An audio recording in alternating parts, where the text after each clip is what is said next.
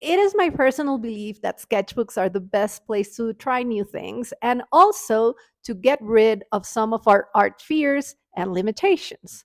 But how can we even start doing that when a blank sketchbook can be so intimidating? Well, I think these can help. These are tempera paint sticks for children. I honestly don't remember why I bought them, but I had them in my studio, and this week I've been using them for this video, and I am fascinated by them. I honestly think these can help anyone to seamlessly create a daily art habit. And of course, I'll explain why, but I want to do it as I share with you some new sketchbook ideas and we create some art. Here's the box for the tempera sticks. I bought the 20-pack pastel colors, and here's my sketchbook. I'm going to start by adding a washi tape border so I can try these out. I've never used them before. This was my first time. Rolled one out and went for it. My first impression was that it's very nice and satisfying to use these because it feels like painting with a lipstick. If you've ever done that, that's how smooth this feels. I haven't used oil pastels since high school, but I think these feel smoother. Yeah, painting with a lipstick is the best way I can describe it. I started to layer some colors. I'm still trying these out, seeing how they work, how they go down, layer, and mix. I was just getting a feel for them with this first page. As I was doing my swatching, I thought I could maybe turn this into a landscape, so I was more intentional about the shape I drew with that fourth color, the light yellow. I tried to make those first layers look like mountains, but this was my first go, so it hardly looks like it. Not the best page you'll see from me today, but it was fun. You need to give yourself permission to fail a lot when trying something new, and that is what I did, and I was enjoying it too. I added more details and a sun to keep trying to convince myself this was a landscape. And I removed the tape, and yeah, it's just no. But I loved making it, so next. What can I paint? Maybe something I ate today? A peach. I started to draw, and of course, these are very chubby. They are meant for toddlers, so you can't really get a precise thin line. It's messy for sure, and my set has a limited range of colors with no real primary colors or black. But I think there's something great about that because it instantly forced me to think about shape and color in a different, much more creative way. Like, seriously, I would have never drawn or colored a peach this way. Never. And I felt a true childish joy, like playing with crayons, but crayons that actually work and don't ask for you to sacrifice your wrist in order to get a nice, even color. These are super soft on your hands, which I also like. No tension, just sliding. At some point, I did draw a bit of a guide for myself with a pencil because I felt I was getting the shape all wrong. But as I continued to layer color on the fruit and background, I started to like it more and more. And I think maybe I could have taken it further, but I liked it enough to leave it alone and move to the next page to try something new. So now I wanted to try to do something with text. Using letters and signs in art can be so much fun. So I printed this, and to transfer it to my sketchbook, I just used a pencil to shade the back of the paper and turned it over and traced the outline of the letters on top of my sketchbook to transfer. Then I started to color them in bits, just having fun painting them like confetti, using all of the colors. You can kind of tell from my footage, I had them all uncapped and around me. It was really so much fun to play with these. When I was done, the edges, as expected, were not clean at all. So in that moment, I decided to tape a border around the word to paint the background all black and clean the edges out, creating crisper lines. But looking back as I edited, maybe I should have left it because now I like those irregular, playful edges. I pulled the tape out, and here it is. I still like this version a lot anyhow. As I was finishing it, I thought doing it in reverse could look good. So bear with me as I transfer the word again. This time I went over all of the background with the sticks. Same thing, using every color. And I think these are so fun and easy to use that I think they may lead you to be able to create a daily art habit. A bunch of paper and these is all you need, or a sketchbook and keeping them in a pouch and you can pop them out anywhere. Easy to use, no mess to clean up, and so many options. Like, even if you have kids, you could take them along on an outing and everyone gets to use them. It's fun. When I was done with the colorful background, which I love, I went in with an acrylic marker and traced all of the letters with black. Removed the tape, and this is what I got. I really like the crisp edge I got around from the washi tape and the tempera sticks. It's sharp. This background was great. I think you could use it for a lot of things. When I'm working like this, I have the habit of looking back at all of the other pages I've made before moving forward. And when I did, I noticed the first two pages stuck together because something wasn't really dry. But luckily, that was a quick fix. And after letting them dry properly, I moved to the next idea. Tape border on again, and then I painted everything with black acrylic. Then added a second washi tape border because I was in such a playful state, I needed to try the preschool inspired idea I'm going to show you. So black background, and then I just started laying colors on top to see if I could scrape it off. I started doing it with a pencil, which worked nicely, but left a light gray mark from the lead, which I didn't like. So I switched to scraping with a modeling tool. As I took some time to go look for my tool and change it, some of the areas of my page dried a bit, so it became harder to scrape the color off it. To fix this, I tried adding more pigment on top of the dried areas, and this worked perfectly. It removed all of the color of the line I wanted to scrape off. I was doing simple doodles, just a bunch of hearts.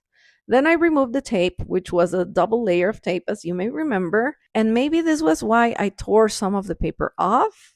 Maybe, but in this case, it was an easy fix with the acrylic marker. Then I thought I would give it a little something extra, so I drew white hearts all over with an acrylic marker. This was such a fun idea. I was just playing, but I still like it. I think it's cool. Okay, next one. Time to start to get a little bit more painterly to see what happens. Decided to paint some flowers in a vase, which has been my to-go subject since I was 14, maybe younger, 10. My mom has these horrible paintings I'd made when little, proudly framed all around her house. I still cringe at them. Anyhow, painting flowers, it's a little bit like second nature, so I just went for it, making them up with no reference. Being playful with the sticks and layering up color, and I can see myself sketching for larger paintings with these. I think maybe what I would do next time is probably get a larger sketchbook if I'm using these exclusively to really enjoy the freeness of these medium. With these, you can easily fill a page after page after page with ideas because they are so light to use. You can make an infinite number of these nice, bright, fast, bold drawings, which, yeah, because of the size of the tips of the sticks, I think would definitely be even nicer on a larger sketchbook. I can see myself filling 30 pages of ideas on how to paint flowers and vases with these, chasing my joy in one sitting, which I think it's magical. So that was my quick flower sketch, and I think it really, really looks wonderful. So yeah, I'm going to show it to you as a mock-up because I think it's a very nice little piece of art. Moving on, let me get this silicone sheet in the middle so my pages won't stick again. And I wanted to try to do flowers again, maybe get more details on the second attempt instead of imagined blooms. So I thought I would try something similar to poppies. Again, I am being very liberal with the colors because I have a limited palette. And that limit was great. It gave me permission to experiment. When I was doing the background, I grabbed the paper towel to see if I could blend them when they were still wet, and I could. They almost blend like the oil pastels, which I like. Then it was just a matter of layering colors, trying to be inventive on how to use them. Even though I was just doing a pink and white flower, I had fun with the undertones. I really loved how the white went on top of everything because, I don't know, it made me happy. When the flowers were done, the composition felt a little bit empty, so I added some buds and leaves around it. Doesn't really make sense, but I think it looks nice, and here it is. Then I moved to drawing an object because I wanted to draw a kettle because I love tea so much. And I'm sorry I don't have the footage of me starting this. I don't know if I forgot to record, deleted it, or what, but it's missing. And okay, so now you're just gonna see me add color on top, a little bit intuitively. And I'm going to repeat something I say a lot on my sketchbook videos. If this were just me doing this for myself, not sharing, I would keep chasing the same idea and trying it in a lot of different ways just to see where that got me. But for these videos, I just want to give you a variety so you can take your favorites and use it as a spark to see where it takes you after trying it the same way and then in your own ways. So, yeah, that's how my drawing of an object looks. It's not great, but again, I would just keep trying. For now, I'm moving to the next page and made another tape border. I wanted to try this idea of creating like a layered color scale since I know how to layer these now. So I started to use the tape to create vertical and horizontal rectangles with each color. I just eyeballed them to know where to place the tape. For each area after painting, I used a paper towel to rub them and make them even. The first time I pulled the tape off, it ripped a little bit of the paint out, so for the next ones, I did put my washi tape on my forearm first before sticking it to the paper. So then I kept coloring or painting these rectangles vertically and horizontally in rainbow order, using the paper towel to even it out and also to blend a bit with the colors underneath. Looking back, maybe I should have measured the rectangles because the lines were not straight and because I didn't calculate the space appropriately.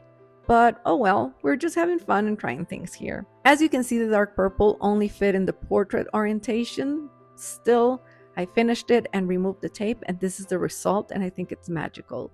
I love how you can see the color blending, and I could totally see this as wall art as well. Love it. I already have my border tape for the next one, and I wanted to go back to trying something similar to a landscape now that I'm a bit more familiar with these. Warmer colors this time, and I was using straighter lines on the bottom part and went curvier for the colors on top. So the top of the gradient, where the yellow is, almost closes down like a circle around. I loved this when I was done, but I wanted to try some mark making on top with colored pencils to see how these two materials would work together. This was very frustrating because the tempera was already dry and the pencils didn't go smoothly on top. They just scraped the surface in a bad way. So after trying for a bit, I gave up and decided to use acrylic markers on top instead. And honestly, I don't know why I switched the type of line I was doing to these curvier cloud-like lines. They look worse, and the indents from the pencil marks are not helping. Still carried on, trying to switch the colors of the lines to match the gradient in the background, and I still did not like that.